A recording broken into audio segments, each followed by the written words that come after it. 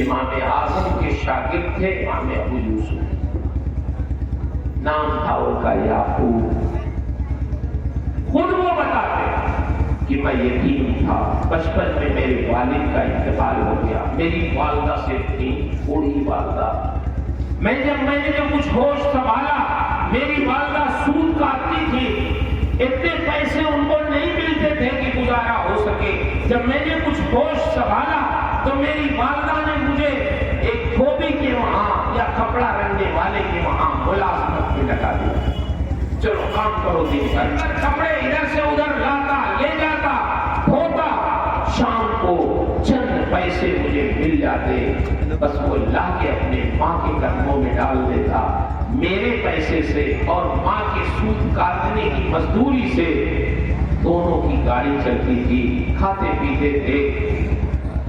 جس راستے سے میں جاتا تھا کام پر تو اسی راستے میں امام اعظم ابو حنیفہ کا مکان پڑتا تھا۔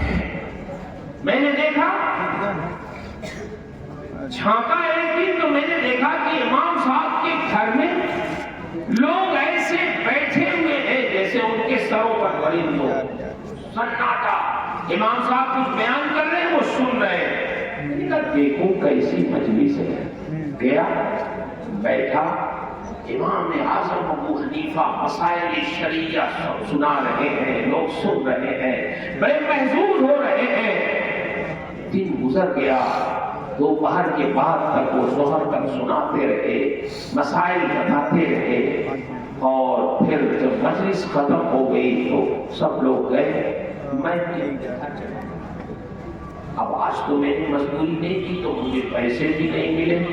والدہ نے انتظار کیا، نہیں پیسے ملے تو ایک دن دونوں نے برداشت کیا، دوسرا دن ہوا، پھر میں آیا، پھر امام صاحب کی اس مجلس میں بیٹھ گیا، دن بھر پھر مجلس میں مسائل سنتا رہا، شام کو پھر واپس گیا۔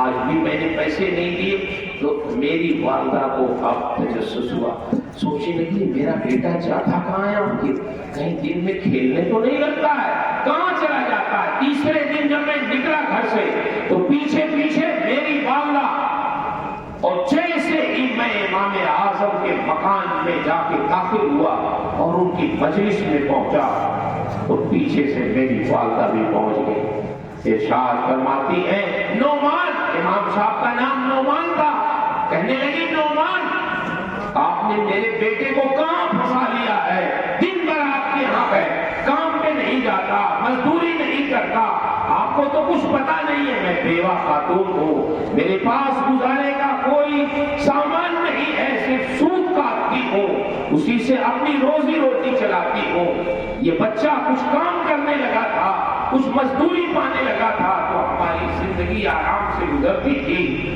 آپ نے تو اس بچے کو اپنے کام میں لگا دیا، میرے بیٹے کو واپس کرو۔ امام اعظم نے چند ہی دنوں میں دیکھ لیا تھا، امام یوسف کی، ابو یوسف کی پیشانی پڑھ لیا تھا، یہ لڑکا بڑا ذہین ہے، بہت اچھا ہے، اس کو پڑھنے کا شوق ہے۔ ان کی والدہ سے کہا دائی ہے میرے پاس، تو اس کو چھوڑ دے، میں اسے پڑھانا چاہتا ہوں، تیرا لڑکا بڑا ذہین ہے، بہت اچھا ہے، پڑھ لے گا تو بہت اچھا عالم بنے گا۔ ان کی والدہ کو علم کی اہمیت معلوم نہیں تھی، ان کو کوئی دلچسپی نہیں تھی اس میں، انہوں نے کہا نہیں نہیں مجھے پڑھانا نہیں ہے، مجھے مزدوری کروانا ہے، مجھے کام کروانا ہے، میں ضرورت مند ہوں، مجھے پیسے کی ضرورت ہے، کون سا علم آپ پڑھاؤ گے؟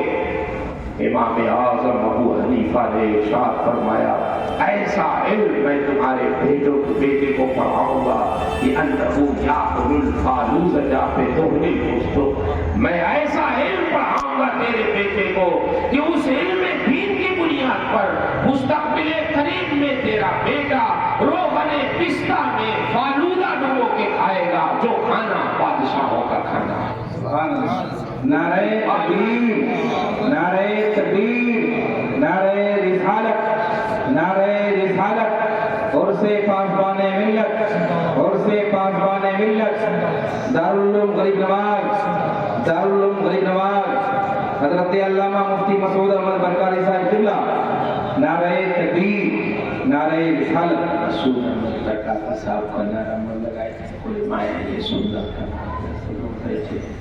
मसूदा वसा की कोई हैसियत। वैसे भी दिमाग आजकल लोगों का खराब हो जाता है, तारीफ हो रही तो जो है जरा जी उनकी माँ बड़ी सख्त थी, उनका नहीं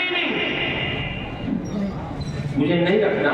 जब इमाम साहब ने कहा बेटे को ऐसा इल्म पढ़ाऊंगा कि तुम्हारा बेटा उस इल्म की बुनियाद पे मुस्तकबिल करीम में रोगने पिस्ता में फालूदा डुबो के खाएगा, तो उनकी माँ ने जानते क्या कहा, आजा शैखुल कज़्ज़ाबा, इस बूढ़े आदमी की अक्ल मार गई है।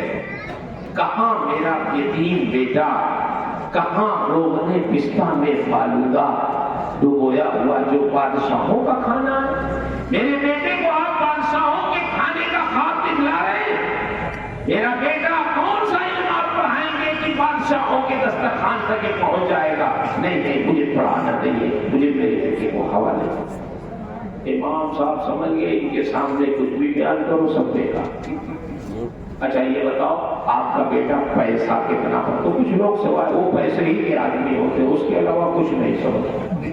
सही सही हमारी बिरादरी की यानी जो मुकर्रिर और शायर है, कुछ लोग सिर्फ पैसा ही समझते हैं और उसके अलावा शेखुल हदीस का एहतराम न किसी मदरसे का ख्याल ना और किसी का। और सबसे पहले ये हिसाब इतना उतना यहाँ वहाँ, अभी मैं एयरपोर्ट पे हूँ, अभी वहाँ बाद में बात करूँगी, ईरान तुरान अल्लाह रहम फरमाए। ऐसी तकरीरों से और ऐसे नाच से होना जाना क्या कुछ नहीं होना। इतनी सौदागरी होते तो हम अब तो यही हाल है कि जो लोग फोन करते हैं सबसे नहीं। तो इमाम साहब ने समझ लिया इनको पैसा चाहिए बस और कुछ नहीं। फरमाया अच्छा ये बताओ तेरा बेटा रोजाना मजदूरी करता है तो कितना पैसा पाता है। तो उन्होंने बताया कि नहीं पैसे पाता। फरमाया चलो पैसे नहीं चाहिए, अपने बेटे को पढ़ाओ, जितनी मजदूरी वो रोज पाता है नौमान अपनी जेब से रोजाना तेरे बेटे को देते भी रहेंगे और तेरे बेटे को पढ़ाते भी। इमाम आज़म अबू हनीफा जैसा उस्ताद कौन हो सकता है जो अपने शागिर्द को रोज पढ़ाए भी, रोज उल्टे वजीफा भी दे।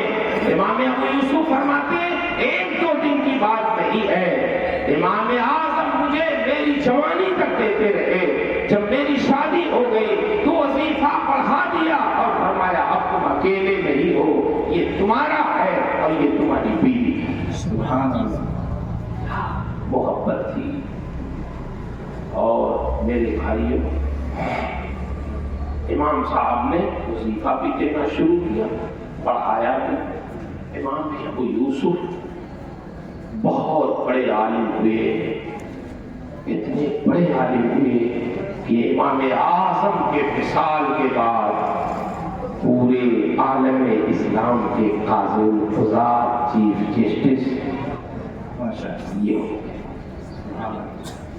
बगदाद में आप रहते, जब ये काज़िल क़ुज़ात बने, पूरे आलम इस्लाम के सबसे बड़े काजी बने, तो जानते हैं खलीफा के बाद बगदाद में इन्हीं का वहदा था। अब तो इनका रास्ता चेक होने लगा, हटो बचो किस तरफ जा रहे हैं। दस्तरखान पे अकेले नहीं, खलीफा जब तक आप दस्तरखान पे आते नहीं थे, खलीफा आपके बगैर खाना नहीं खाता। ये शान हो गई इमाम अबू यूसुफ की। लेकिन एक चीज मैं और आपसे अर्ज करूं, दरमियान हमारे उलमाए किराम तशरीफ फरमा, कभी आप लोग भी बहुत जज्बाती हो जाते मसाइल में, कहीं इख्तिलाफ हो गया अपनी जमात में तो आप बहुत ज्यादा हसास हो जाते। कोई मसाइल हो सकता है इख्तिलाफ, किसी बात जमाना बहुत आगे बढ़, नए मसाइल जो होते हैं बिलखुसूस उसमें इतने सारे सेमिनार करवाने के बावजूद भी मसला मुख्तलिफ ही है। آپ پڑھتے پڑھاتے ہدایہ الٹیے، کوئی ایک صفحہ بتائیے ہدایت کا جس میں خلاف اللہما نہ ہو، خلاف ابی یوسف نہ ہو، خلاف محمد نہ ہو. کس سے خلاف کیا؟ امام اعظم سے اختلاف تو ہوا امام ابی یوسف کا، ایک جو مسئلے میں نہیں، کوئی صفحہ نہیں ہوگا ہدایت کا جس میں امام ابو یوسف نے، کہیں امام محمد نے، کہیں امام ظفر نے اپنے استاد سے اختلاف نہ کیا ہو مسئلے میں.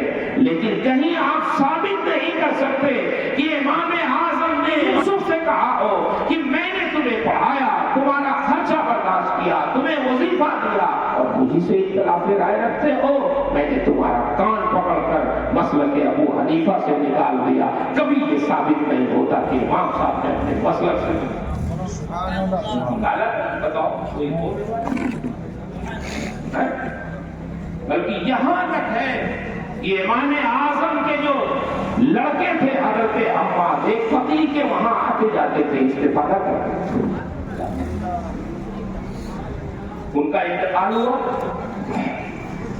امام صاحب گئے جنازے میں اور صاحبزادے ان کے نہیں گئے. امام صاحب جب جنازے سے واپس آئے فرمانے لگے حماد، میں نے فلاں فقیر کے جنازے میں تم کو نہیں دیکھا، تم تو آتے جاتے تھے ان کے پاس، جنازے میں کیوں نہیں گئے؟ انہوں نے کہا والد محترم آپ سے وہ اختلاف رائے رکھتے تھے، اس لیے طبیعت گوارا نہیں کی کہ جاؤ ان کے جنازے. فرمانے لگے حماد، کیا تم یہ سمجھتے ہو کہ تمہارا باپ اپنے مسئلے پر پوری دنیا کو جھکا دے؟ ایسا ہو سکتا ہے پوری دنیا میرے کہے ہوئے مسئلے میں؟ کوئی ضروری نہیں. تم کو جانا چاہیے، تم نے غلط کیا، تمہیں ان کے جنازے میں جانا چاہیے. میرے بھائیو، آپ جذباتی ہوئیے، بالکل ہوئیے، لیکن وہی ہوئیے جہاں اپنے بزرگوں کو جذباتی ہوئے. ہاں، آپ کا جذباتی ہونا بھی ضروری.